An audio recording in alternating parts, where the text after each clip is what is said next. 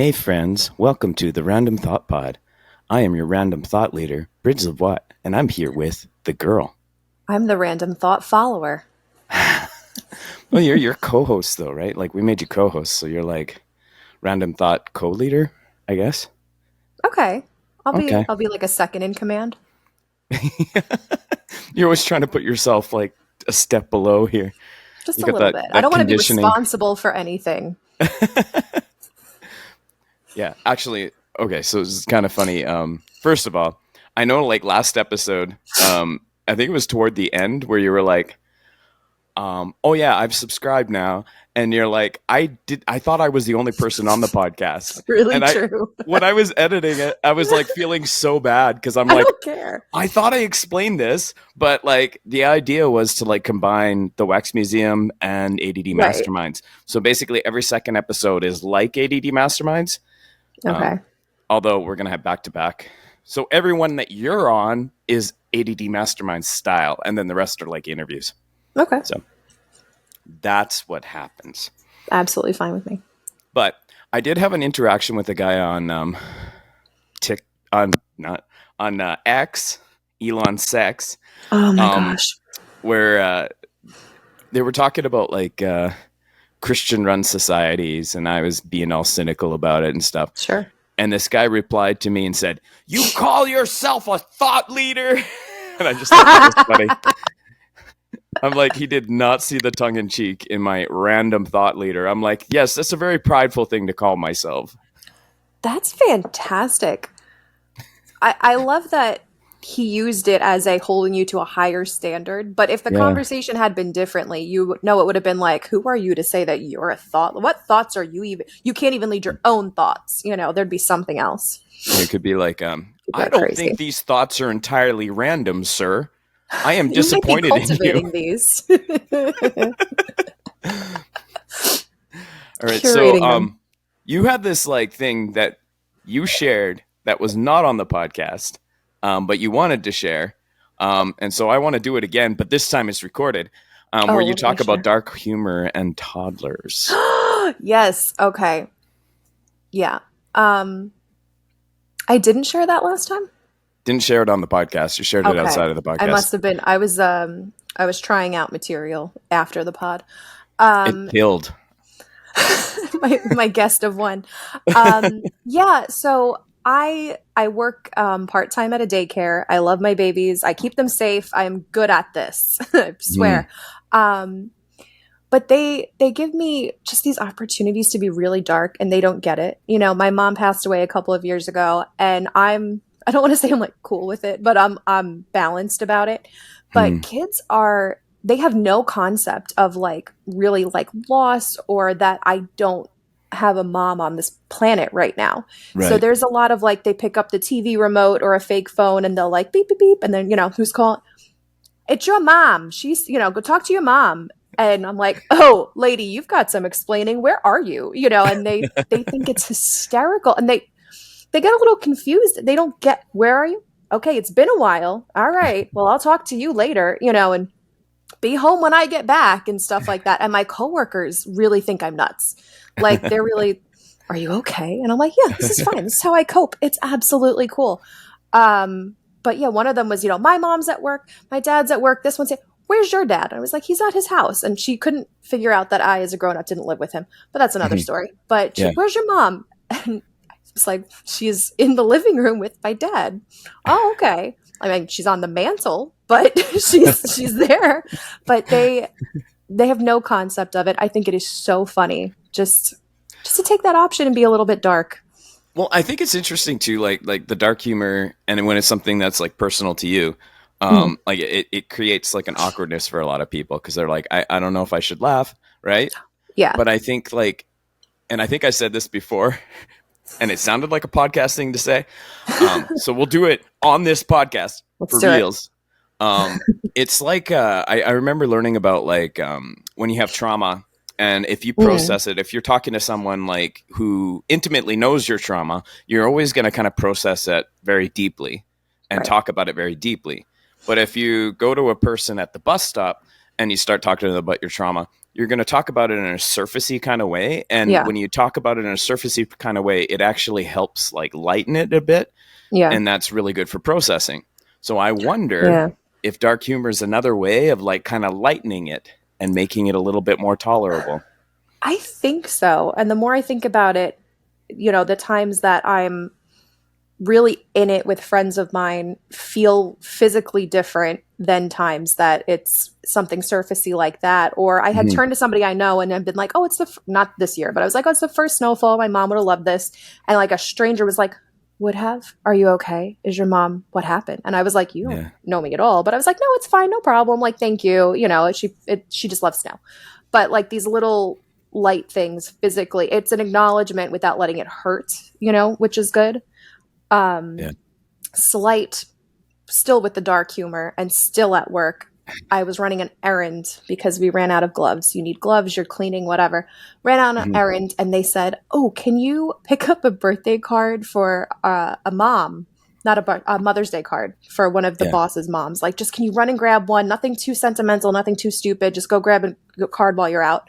I came back and I was like, here you go, guys. It's the one I would have picked for my mom if she was still here. And to me, it is hilarious. To them, it was the darkest, worst deed they have ever asked someone to do. And they were like, we'll never ask you again. I'm so sorry. I was like, it really didn't bother me at all. Like, I don't know how to, I have to shut up. I make people too uncomfortable. Yeah. I just, yeah. I'm okay with it. Like, I'm just like, this is your way of dealing with it. So, I mean, yeah. If I'm not crying, it's fine. It's like I have friends too that like I've stopped being friends with. Right. And I was thinking about like, oh, I really so-and-so, you know, it's like, that's what so-and-so would have said. May he rest in peace. I'm like, I'm just hoping he's like, wherever he is, he's peaceful. But, like, yeah, like he can rest peacefully when he goes to bed. Like, I don't know. I like that. I'm not sure why I say that. It's just fun. I might use it. Oh, there was this show like Super Fun Night with Rebel Wilson. It was like a TV show. Yeah. And she's like in an elevator and she meets there's this guy and he's like, oh, how's so-and-so?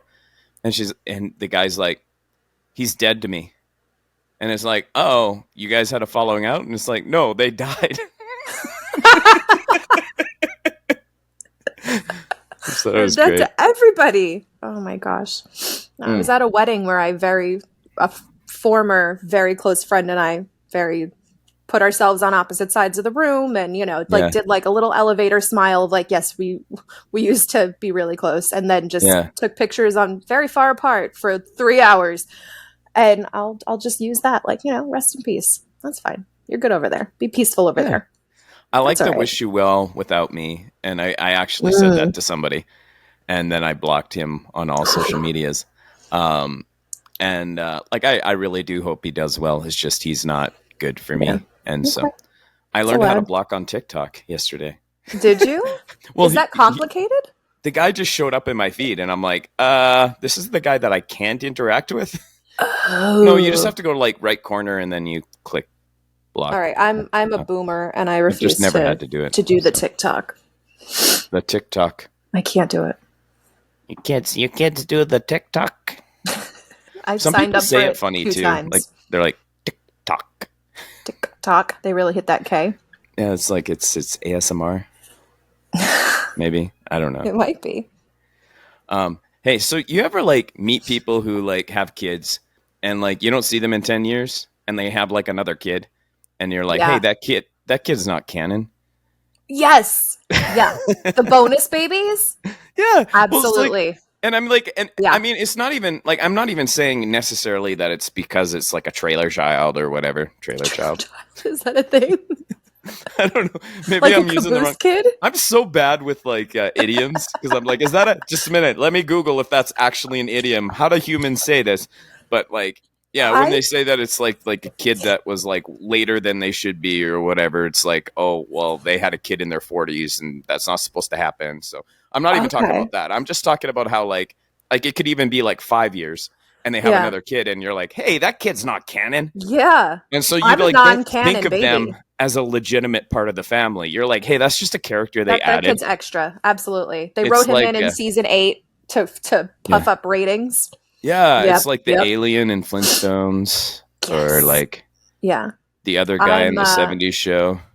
Although, come to think of it, maybe they should have got rid of the rapist guy. I don't know. But maybe they should have just axed him from the beginning. I'm 12 years after my brother, so I'm a bonus baby. A trailer child, if you will. Like the bonus Jonas. Yes, trailer child. What is trailer I'm just child? like thinking you have like a mullet. You're like all Joe Dirt. I mean, I grew up in the 80s. I'm on the podcast. Oh my gosh. The non-canon. Where was I going to go with this? I had something I was going to go with this on this. Oh yeah. Well, because I mentioned Danny Masterson. Yeah. So I was like, this would be fun to talk about. So fun. So like Danny Masterson, there's the other one, Russell Brand, and just the messed up stuff that's happening there, and I still I see people who are like, well, are they really guilty? I mean, Danny Masterson he's pretty obvious he was guilty, he's convicted, but I think there's still people that are like, well, I don't trust the court system, right? Right. But I was just thinking about how whenever something like that happens, like if you're like a politician, if you're a pastor, if you're a celebrity, it doesn't make sense to me when people continue to do their thing, because it kind of puts So Russell Brand right now, I think he's still doing his show. I think so. And I'm like, it forces people into the position to decide whether they're going to pretend he's guilty and just not watch his show, or pretend he's innocent and watch his show. Yeah. And it's like you're forcing people to pick sides, when in reality, what I think he should be doing is stepping down, and so that he can either clear his name or get convicted, right? And giving that time, because I don't think it's fair to the fans to keep this going. Yeah. All right. He needs to make a little room for justice to do what it does, right? I would think so. And I mean, there's blatantly obvious stuff about him being in 30 and dating a 16-year-old. And I didn't even that's know that. legal. That's legal. Sure. In England, apparently. But it's he legit had his name changed on her phone, so it looked like it was one of her friends, so her parents didn't know. So I'm like, you're a creep, dude. You still just know it's shady. I'm like, I'm just going to continue to not support your work. I used to actually be heavy into his stuff. Yeah. Oh, same. Yeah. And then I found his comedy hilarious. And then I read his books and everything. I thought he was great. Yeah. And honestly, after reading them, allegations don't really surprise me. Yeah. I'm hopeful that it would be false, but it's pretty much this is what he was willing to tell us. There's got to be something he wasn't, kind of thing. So I'm like, there's room for this to absolutely be true and it not be a shock at all. Well, and I mean, part of it too is he grifted. I'm as soon as he started grifting, I'm like, okay, he's starting to say that he's on the side of COVID denial, and Big Pharma's coming after him. That was and I'm just flip. I can't even anymore. You're not making sense anymore. Yeah. And so that was kind of when I was done. So when these allegations came out, I'm like, oh, okay, well, I'll just continue to not support him. Just not. Yeah. It's really easy to avoid. Yeah. Yeah. But I think what's really interesting too about this situation is I think it was on TikTok when someone was talking about how with these famous people, Weinstein's another one. Mm-hmm. I don't think Woody Allen's another one, because that's just one situation that's super messed up. But these continued allegation kind of situations, with these famous people, it's they get away with this stuff all the time, and it requires a certain amount of critical mass before they just can't deny that there's something wrong that needs to be investigated. And so as much as rumors and spreading rumors about a famous person is not good, it's actually also good because it creates that critical mass so that something actually gets investigated they really are that horrible person. Yeah. The noise, the squeaky wheel, you gotta say something. Yeah. It's tough, right? Because I mean, and I'm not one to like just like tell everybody, hey, don't listen to Russell Brand now. You We're know? done with him. Yeah. But it's just kind of like, I think like, I mean, it was the same thing with like John Christ, right? Like where it was like, you heard kind of these whisperings on Twitter or whatever about him. And then it just kind of reached a critical mass where he had to address it, step down, and then step For a back up and little make fun of bit. cancel culture. Yeah. He That came was back so a wild. little bitter, and I'm not here for it. Like he No. was like a nice mid-level funny for a while there, and now Yeah. it's like, oh, you came back with no humility. You came back, Yeah. I don't see you having learned anything. You know, he Yeah. just did not come back the way I expected. And so now he's low-level funny at best. I'm sorry. Yeah. Well, it's bad because I think that there's just a contingency of people who believe that there's just people out to take down people's platforms. Right. And I mean, maybe there are. I don't know. But I'm like, I just don't see the reason to support somebody who's suspicious. I'm like, I want to support people that are doing good things in the world. And I Yeah. want that holistically. Like, and so there's just people that I'm like, yeah, I'm done with that person. I wish them well without me. Yeah. Oh, that's so good. Yep. Oh, so I saw this guy on TikTok that had this like idea of like having a kid and raising a kid, but they only know Spanish. But they only know Spanish with a really bad like American accent. So they like go to like they like go to a school where they learn Spanish, but it's like But they really learn bad Spanish. Americanized Yeah, it's Spanish. like adios, mon. I don't even know Spanish, I was gonna but say, you know, like it's kind of like my kids are learning Spanish in school, and when they come in and they're like "Dios de los Muertos," and I'm like, not even there we go. close. Like, roll some There we go. R's, do something. You know, I said something to. I was like "escuela," and they were like, "What?" Like they had no clue what was going on. But yeah, that'd be hysterical. Just It is. learning really American Midwest Spanish, Well, and menu then like Spanish. legit, you know, a person who actually speaks Spanish is like, oh, yeah, you know, they could say like, hey, I Like speak English, they're fluent but no accent. and they're like, just don't try to speak Spanish. Like, we can speak English, and they're like, He's like, no, he just sounds like he's trying. Okay, I'm fully yeah, in on this. I thought that was brilliant. So there was like this whole NHL Pride thing, Yeah, last year that was like pretty big, and it started with this guy Provorov who's like, I'm not wearing that jersey, it's gay.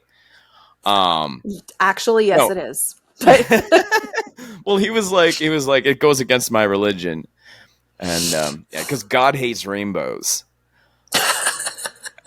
he painted the prettiest rainbow Yeah, ever, and he hates them. yeah, That's God's only curse on himself. He paints the best ones, but he hates them. but yeah, there were all Continue. these players that are like, I don't want to be forced to wear a rainbow jersey because it goes against my religion, Yeah. and all this stuff, right? And that was another thing that kind of, you know, hit critical mass to the point where the NHL is like, okay, no more rainbow jerseys next year, and it's like, okay, and then they're like, also, not a single player is allowed to use rainbow tape. I'm like, Oh, what? they like it's not even an option. It's Not like even an banned. option. And so, yeah. And so it's kind of this like anti, you know, LGBT or anti, I Yeah. guess we could say anti pride capitalism. Okay. Yeah. Which at some level I'm like okay with, because I'm just like, people are sick of it being thrown in their face. Mm-hmm. And so I'm just kind of like, well, if we stop like rainbow capitalism, maybe we can just let, you know, queer people exist. Just let them And live. Yeah, I'm with you. I got that. because it was something that's like, everyone's just kind of like, a lot of people anyways are like, that's suspicious. Like, why is there a bank with a big rainbow on their logo? Why are they doing this? Like, are they making a lot of money off of this? Do they really care? Right. And like a lot of these companies too, it's like they support like anti-LGBTQ causes, but they have like rainbow on their logo, right? So So it's kind of, yeah. So almost like there's like this slow death of pride capitalism, but We it's, Go yeah, ahead. Sorry. but it is indicative of like just an overall trend that's very anti-queer. And Those two things hold hands, of like, well, we should be inclusive and allies, but if you're doing it to make money, if you're doing it to be performative, like that's a problem. yeah, We were at an amusement park in like upstate New York, and it's super. You would think it was the South. It is very conservative. There are literally like Dixie flags, and it's upstate New York. Like it makes no sense. It's not even the South. But they did over Pride Month, they had a lot of rainbow stuff out. And because it was an amusement park, it said like ride love, like ride thrills. And like it looked like there should have been a P on all of them. It just didn't have the P for pride, but it was all different mixtures of couples and people and rainbows and like crazy hair. Like they went for all that I'm sure is in other regions, but for them it was just ride. And I just it just looked so unfinished, but I was like, what an but interesting way to be. No, we're taking part and everybody's welcome, but we're also not going to make those guys mad because we didn't do the hard P. the hard P. So It's sneaky. like The hard P. Yeah. it's like I the hard just R. came up with that right now. I like it. Thank you.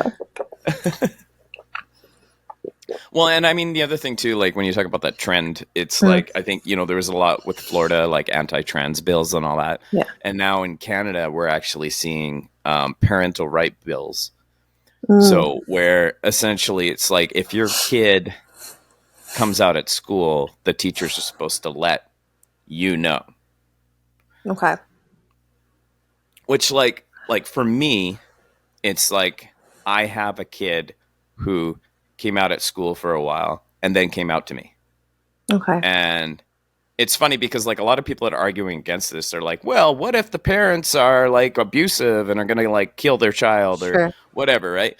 And I'm like, yeah, that's the worst part of it. But even for someone like me, where my kid just wasn't ready yet, Yeah.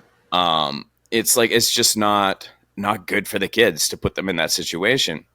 And so, I mean, there's a lot of like there's lacking of nuance with how people are talking about this. Right.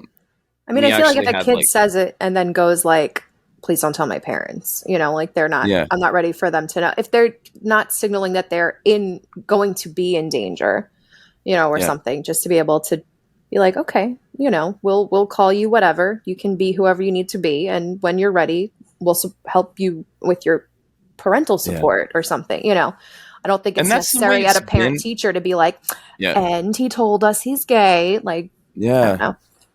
yeah. Well, I mean, like, and I think like part of it is because a lot of the propaganda that has Yeah. said that like teachers are like saying, "Hey, you're a girl now.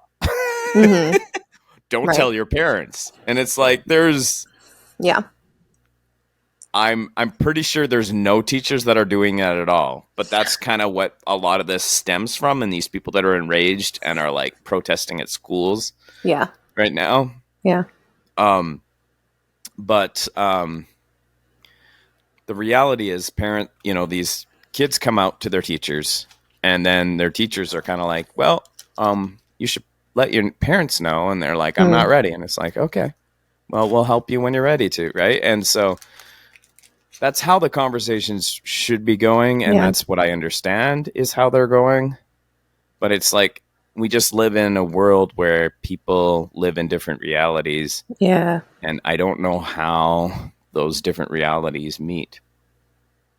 Actually, we'll get into a little bit of that in a bit, anyways. Ooh, How people change their minds. I'm excited.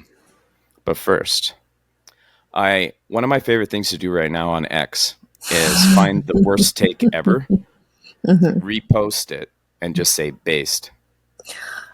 I need just a smidge more context of what it means because I think I get it, but like just based as slang, is that just I need more. I'm trying to think. Like there was like I think I like was listening to a podcast where they were talking about like like, I think the opposite of based is cap. Maybe it's like, because I know there's cap. I've never felt older than being like, I know there's cap and no cap. I I think felt that's where I like first heard based it is anyways. like biased, like you believe No. that thing because it's like based in what you already No. believed. No, okay. No, based means that you're legit. And it's something I think was stolen from hip hop, I'm assuming. Okay. I really should have researched this before I said that I'm going to use it. I'm But gonna Google this live. yeah, And do it. if this leads to dead air, just take it out. Okay. All right, we're going to Urban Dictionary. Okay, so Scary place. my understanding as a white person is What? based means that like what you're saying is legit. It's based in reality. And that is the way I see conservatives saying it. Okay. And so I was super wrong. Ironically saying based on the most whack shit that comes on the internet because I think it's funny. It can mean like based in fact, which absolutely makes sense. It is also the opposite of cringe and the opposite of biased. A word used for when you agree with something or when you want to recognize someone for being themselves. Okay. I'm going to use it now. I'll use it right. It is the opposite of cringe. Opposite of cringe. That's good. So, one of the things, I read 2 books. Just 2 books. I was going to say, did my Pizza life. Hut throw you a party? Oh, no. I didn't That's put an the other American one here. thing. Okay, so I'll put links in the show notes. But How Minds Change is one of them, and then the other one is basically how we solve our problems. Oh, I'm annoyed that that's not in the notes already. I usually just But sing I'll about put them that in the one car. in. Whatever I titled it in the show notes, that's what the book is titled. Okay? Okay, that's what the book's going to be. Yeah. You're prepared. Bippity boppity show notes. I like it when I say something's in the show notes because like right now in this existence, in this reality, it's not in the show notes yet. But like as I talk, the listener It will be there. Goes in there and the show notes, it's already in the show notes. So I can just be like bippity boppity show notes, it's there. That's true. Ooh. And no one will know. No one knows. That it's not in the show notes in our reality. I'm looking at it. It's not there. It's so cool. I'm magic. I'm magic and I'm a thought leader. And a thought leader. Big shoes. I'm magic and I'm a thought leader. That's the title of this episode. So, okay. So we don't change our minds. The reason why we often, as humans, don't change our minds is because we fear getting kicked out of our group. Yeah, I'll give you that. I've been thinking this recently with just a couple of things, nothing scary, that I'm like, I really think that I believe this or would rather believe this or this makes more sense to me, but it will absolutely affect community structure in my life that is too important to jeopardize. And or there's stuff that I'm like, oh, that, you know, that's a belief I hold for myself. Like I'm not going to share that with everybody or something. You know, it's social currency, man. No. Yeah. Well, and I think like in the book, How to Fix Whatever, you know, the one in the show notes. The one in the show notes? The guy was like giving an illustration of this like king who takes over for his father who built this awesome kingdom. And like when the son takes over, he's like, I don't like it when people criticize me. So I'm just going to start executing the people that criticize me. Sure. So he's like, hey, that guy just said something mean about me. He doesn't like my pants.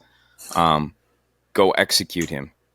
And so there's kind of like this critical point where like this soldier has to decide whether he's going to obey him or not. Because in the end, once he starts obeying, then all the other guys are like, well, if I disobey, there's killing happening now, right? Right. Yeah. And so from then on, that's kind of how it works. And so, yeah. So that's basically we're all soldiers murdering people. That's where it happens. That's my whole basis. Point. It's all from pants. We don't want 1984 here. Actually, we'll talk about 1984 later too. Read a new book. Everybody apparently read that. Maybe in the next episode, which will be happening in 2 weeks. 2 weeks from now, we'll be different 2 weeks people. from now. Totally. All right. So we have trusted people who vetted information for us. And we believe that if we question one piece of information, we then have to question it all. Yeah.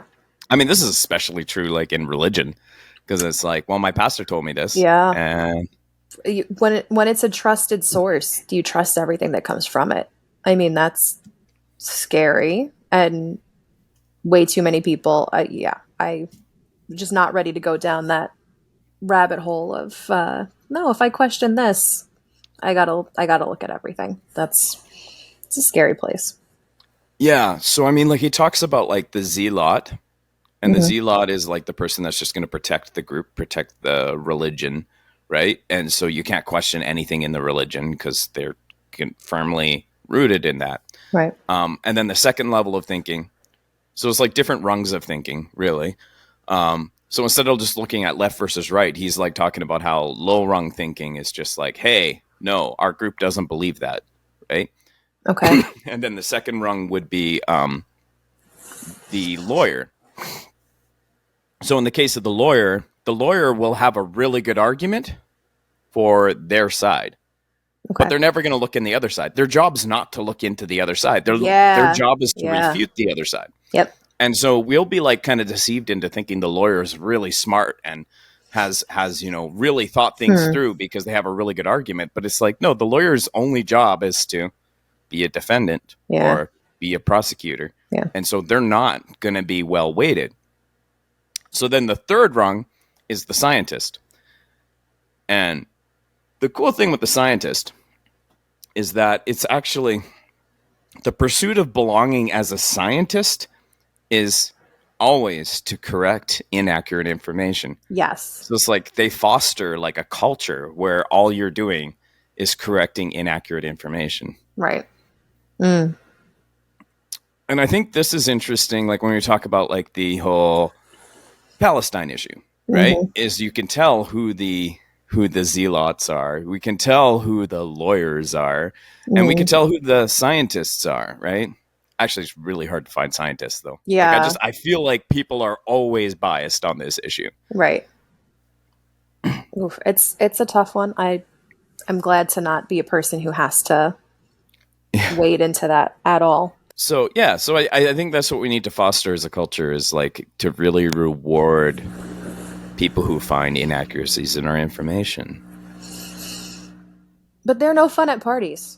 We don't actually want to be friends with them. Like, we want those people to be around, but it's hard to, I think they're so important, but so unappreciated. Like, no one wants to be around them and no one wants to be them, right? To be like, ooh, actually, and this is why that distinction's important. I think we're just all sick of being corrected, and a lot of us are wrong and need it, right? Yeah. Well, I mean, the other thing too, let's see if I can find it. But like, I had seen a quote that talked about like how, here we go. So this is Carlos Happy NPO. I don't know what his actual name is. He's like a pastor. Is it Carlos Whitaker? I don't. Maybe.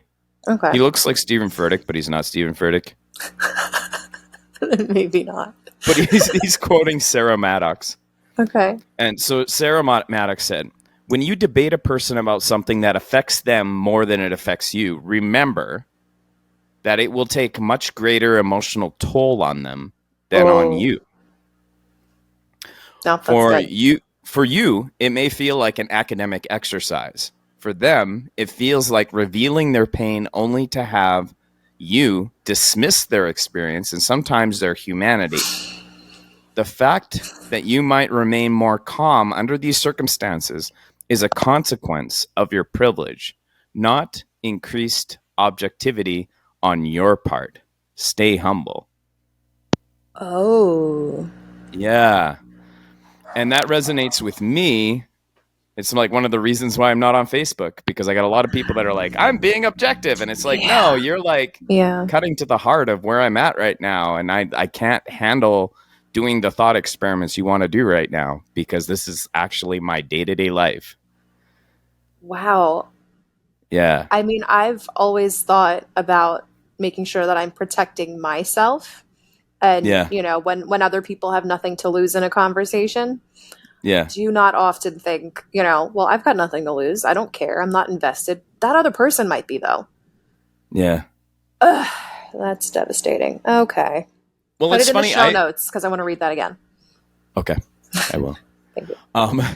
Yeah, I know it's funny. I read these quotes and then it's like, I don't think that. Do I remember all that? I'll put it in the show notes. Bippity boppity, it's in the show notes. Bippity boppity. This I like is some it. the least satanic sounding magic words. There's no. They must have Yeah. done that on purpose. Oh, yeah. They couldn't make it sound any kind of real. That's got to be it. Meanwhile, the dark side of Disney trends all the time. That's another story. The dark side of Disney. That's awesome. Absolutely. Yeah, it's crazy. We live in a crazy world. Yeah, well, oh yeah, okay. So the other thing that in that book about solving our problems or whatever, the guy talks about how like pure objectivity, like actual objectivity, doesn't mean that you represent both sides equally. You represent both sides the way they actually are. So, I mean, as far as I can tell about the whole Palestinian issue, it's like horrific things happened under Hamas. Yeah. And 1,000 lives were lost, and we got people kidnapped and all this stuff, and it's so messed up. While at the same time, the reality for the Palestinian people is that similar stuff happens to them every day under the Israel occupation. Mm-hmm. And so it's and I think this is something I've been contemplating, and I don't really know where to go with this thought, but it's when you talk about Martin Luther King, where he said riots are the voice of the unheard. Mm-hmm. I'm like, well, what is terrorism? Is terrorism at some level the voice of those who haven't found justice? They haven't gotten justice. And so they're okay, Israel is all powerful. They've got military upon military. They could annihilate anybody. Mm-hmm. And their only sense, they feel their only sense of recourse is to go to war against innocents. And that's so evil. And you don't want to answer that terror with okay, we'll give you what you want, right? And I think that this same goes for school shooters. I think it's the same kind of thing. It's what is creating this scenario where someone feels I want to stand out. Yeah. I've been ignored for so long. I want to stand out. Right. What pushes somebody to that corner? Yeah. Yeah. And I think those are questions we need to ask as a society. How are we breeding terrorists? How are we breeding school shooters? Right? And it's and I think, a riot is not violent in the same way. A riot Right. could result in personal property damage, which sucks, which I think at some level does feel like violence. Of course. But hopefully your riot doesn't actually result in the loss of human life. Mm-hmm. Terrorism will. School shooter will. Yeah. But it's I wish we could just reflect as a society instead of just getting into a cycle of violence. I mean, I'm severely uninformed, and I know this, and it's what pushes somebody to that, and there has to be the whatever amount of religious dogma and brainwashing or whatever you want to call it that makes it well, no, this action is justified because it is holy in my religious worldview, that this is what I have to do for this cause that is this important to me. And objectively and morally not, and wrong and awful. I can't put myself in a situation where I'm like, no, it was this bad and I believed it this much that I went and did anything that close. Like, I don't know. I understand that I don't understand. And it just makes me want to, I have to figure out more, but also I want to absorb much less than I already have. Like, it's so complex. It's so crazy. I don't, half the stuff I hear, I'm like, please don't tell me that. Like, I literally don't even want to know. Yeah. The kids are starting to talk about it, just coming home from school and seeing the news and whatever. And, it's the what pushes people to it. And even if you were that frustrated, why isn't there some kind of guardrail of humanity that makes you go, yeah, I got to do something, but killing babies, like living infants, is not the answer. And kidnapping these women from their homes isn't the answer. And this isn't, like, that's not going to get me my goal. What limits that guardrail of compassion and humanity? What takes that away and makes this a viable option to people with these violent acts? Does that make sense? Yeah. I mean, these are unanswered questions. Yeah. And I think it's good for us to think about those unanswered questions, right? Like, it's like, this is where reality lies, right? Reality lies kind of in that space where it's like, I don't know. Yeah. And so it's just like, we just kind of sit in this tension of this pain and suffering and sadness. And thank you for listening, everyone. Sorry. Wow. I don't have a joke to bring anything back. I'm sorry. No dark humor here. No, none here. Just moms. All right. We'll be back in 2 weeks, homies. See you then. With the girl. Stay based.